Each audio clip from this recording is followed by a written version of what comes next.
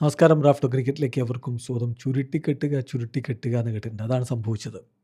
അഫ്ഗാന്റെ രണ്ടാം ഇന്നിംഗ്സ് 112 റൺസിന് തീർത്തുകൊണ്ട് team India ഇന്നിംഗ്സിനും 300 റൺസിനും ഗംഭീര വിജയമാണ് നേടിയിരിക്കുന്നത്. വാഷിംഗ്ടൻ്റെ അവസാന 4 ഓവറുകളിൽ വെറും 6 റൺസ് 2 മെയ്ഡൻ വിട്ടുകൊടുത്ത് 2 മെയ്ഡൻ എറിഞ്ഞുകൊണ്ട് അദ്ദേഹം 3 വിക്കറ്റുകൾ വീഴ്ത്തുന്ന കാഴ്ച.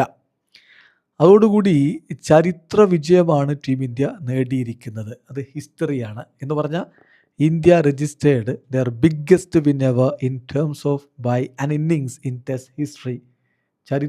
ടെസ്റ്റ് ചരിത്രത്തിൽ ഇന്ത്യയുടെ ഒരു ഇന്നിങ്സിനും പിന്നെ റൺസിൻ്റെ കണക്ക് കൂടി നോക്കുമ്പോൾ ഏറ്റവും ബിഗ്ഗസ്റ്റ് വിജയമാണിത്. ഒരു ഇന്നിങ്സിനും 300 റൺസിനുമാണ് ഈ വിജയം നേടിയിരിക്കുന്നത്.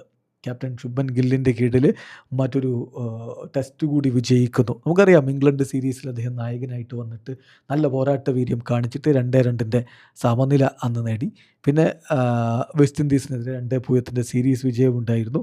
ഇപ്പോൾ അഫ്ഗാനിസ്ഥാനെതിരെ 1-off ടെസ്റ്റ് വിജയിക്കുന്നു. ഏതായാലും ടെസ്റ്റ് ക്രിക്കറ്റിൽ ശുഭൻ ഗില്ല് വലിയൊരു ഇമ്പാക്റ്റ് ഉണ്ടാക്കാൻ പോകുന്നു എന്ന സൂചനകൾ തന്നെ ലഭിക്കുന്നു. അപ്പോൾ ഈ ടെസ്റ്റ് തീർച്ചയായിട്ടും അഫ്ഗാനിസ്ഥാൻ ഇന്ത്യയോട് മുട്ടി നിൽക്കാനുള്ള ടീമില്ല എന്നുള്ളത് വ്യക്തമായിരുന്നു. എത്ര നാൾ കളി നീളുമെന്നത് മാത്രമേ അറിയാനുണ്ടായിരുന്നുള്ളൂ. 3 ദിവസം തികഞ്ഞില്ല. അതിനു മുമ്പ് തന്നെ സംഗതി അങ്ങ് ക്ലീനായി എന്ന് പറഞ്ഞാൽ ഈ കളിയിൽ ആദ്യം ബാറ്റ് ചെയ്ത ടീം ഇന്ത്യ ആദ്യ ഇന്നിങ്സിൽ 8 വിക്കറ്റിന് 564 എന്ന നിലയിൽ ഡിക്ലെയർ ചെയ്തു. മറുപടി ബാറ്റിങ്ങിൽ അഫ്ഗാൻ്റെ ആദ്യ ഇന്നിങ്സ് 152 റൺസിനും രണ്ടാം ഇന്നിങ്സ് 112 റൺസിനും അവസാനിക്കുകയായിരുന്നു. ഇതിൽ നമുക്ക് ഒരു പിടി സൂപ്പർ പ്രകടനം നടത്തിയവരെ കാണാനുണ്ട്. സ്വാഭാവികമായിട്ടും ബാറ്റർമാരെ നമ്മൾ ആദ്യം ഒന്ന് കാണും. കാരണം ബാറ്റിങ്ങിനാണല്ലോ നമ്മൾ പലപ്പോഴും ആദ്യം വായിക്കുക. അപ്പോൾ അവിടെ എല്ലാവരും നന്നായിട്ട് തന്നെ കളിച്ചിട്ടുണ്ട്. ക്യാപ്റ്റൻ ശുഭ്മൻ ഗില്ലും അതുപോലെ തന്നെ രാഹുലും രണ്ടുപേരും സെഞ്ചുറി നേടി. പിന്നെ സായ് സുദർശൻ്റെയും ഋഷഭ് പന്തിൻ്റെയും കിടിലൻ 81 റൺസുകൾ, വാഷിംഗ്ടൺ സുന്ദറിൻ്റെ മനോഹരമായ അർദ്ധ സെഞ്ചുറി എല്ലാം കൂടിയാണ് നമ്മളെ ഇങ്ങനെ ഒരു സ്കോറിലേക്ക് എത്തിച്ചത്. പിന്നെ ബൗളിങ്ങിൽ അഫ്ഗാൻ്റെ ആദ്യ ഇന്നിങ്സിൽ 6 വിക്കറ്റ് വീഴ്ത്തിക്കൊണ്ട് മനോജ് സുധാർ തൻ്റെ അരങ്ങേറ്റം ഭംഗിയാക്കിയെങ്കിൽ രണ്ടാം ഇന്നിങ്സിൽ വാഷിംഗ്ടൻ്റെ 4 വിക്കറ്റ് പ്രകടനമാണ് കളി അങ്ങ് പെട്ടെന്ന് തീർത്ത് കളഞ്ഞത്. അപ്പോൾ വിശദമായിട്ട് നമ്മളൊന്ന് സ്കോർ കാർഡ് നോക്കിയാൽ ആദ്യം ബാറ്റ് ചെയ്ത ഇന്ത്യ ആദ്യ ഇന്നിങ്സിൽ 564-8 എന്ന രൂപത്തിൽ ഡിക്ലെയർ ചെയ്ത ആ ഇന്നിങ്സിൽ യശസ്വി ജയ്സ്വാളും രാഹുലും ചേർന്നുള്ള ഓപ്പണിംഗ് കൂട്ടുകെട്ട് നല്ല രൂപത്തിൽ മുന്നോട്ട് പോകവേ 5 ഫോറുകളൊക്കെ അടിച്ച് നിൽക്കവേ മുഹമ്മദ് സലീമിൻ്റെ പന്തിൽ ഒരു ഫെദർ എഡ്ജ് കുടുങ്ങി അഫ്സർ സസായിയുടെ കൈകളിലെത്തി. യശസ്വി ജയ്സ്വാളും അടങ്ങി 24 റൺസ്. അദ്ദേഹത്തിന് നല്ല സ്റ്റാർട്ട് കിട്ടിയിരുന്നു. അത് വലിയ സ്കോറിലേക്ക് കൊണ്ടുപോകാൻ പറ്റിയില്ല എന്ന് മാത്രം. രാഹുലും സായ് സുദർശനും ചേർന്നുകൊണ്ട് മനോഹരമായിട്ട് പിന്നെ ടീമിനെ മുന്നോട്ട് കൊണ്ടുപോയി. പക്ഷേ ഒന്നാം ദിവസത്തെ രണ്ടാം സെഷനിൽ സായ് സുദർശൻ മടങ്ങി 104 പന്തിൽ നിന്ന് 81 റൺസാണ് അദ്ദേഹം നേടിയിരുന്നത്. രാഹുൽ 165 പന്തിൽ നിന്ന് സെഞ്ചുറി നേടിയ ഉടനെ മടങ്ങിപ്പോയി. ശുഭൻ ഗില്ലും ഋഷഭ് പന്തും ചേർന്നുകൊണ്ടുള്ള കൂട്ടുകെട്ട് ആ ദിവസം അവസാനിപ്പിച്ചു. അടുത്ത ദിവസം ഗില്ലിൻ്റെ സെഞ്ചുറി അതിന് മുമ്പ് തന്നെ നേടിയിരുന്നു. പക്ഷേ പിന്നാലെ തൊട്ടടുത്ത ദിവസം അദ്ദേഹം ഔട്ടായി. 177 പന്തിൽ നിന്ന് 126 റൺസായിരുന്നു അദ്ദേഹത്തിൻ്റെ സംഭാവന. പന്ത് ശരിക്കും പറഞ്ഞാൽ സെഞ്ചുറി അർഹിച്ചിരുന്നു. ബട്ട് അൺഫോർച്ചുനേറ്റ്ലി 81 റൺസിൽ നിൽക്കവേ അദ്ദേഹം ഷഹീദിയുടെ പന്തിൽ അസ്മത്തുള്ള ഒമർസായി പിടിച്ച് മടങ്ങുകയായിരുന്നു. 6 ഫോറും 3 സിക്സും അദ്ദേഹം നേടിയിരുന്നു. ജോറിൽ 19 റൺസുമായിട്ട് മടങ്ങി. വാഷിംഗ്ടൺ സുന്ദർ 68 പന്തിൽ നിന്ന് 52 റൺസിൻ്റെ മികച്ച ഇന്നിങ്സ് കളിച്ചു. മനോജ് സുധാർ 41 പന്തിൽ നിന്ന് 28 റൺസുമായിട്ട് തൻ്റെ ആദ്യ ടെസ്റ്റ് ഇന്നിങ്സ് മികച്ച രൂപത്തിൽ തന്നെ കളിച്ചു. സിറാജ് 22 റൺസ് സംഭാവന ചെയ്തിരുന്നു.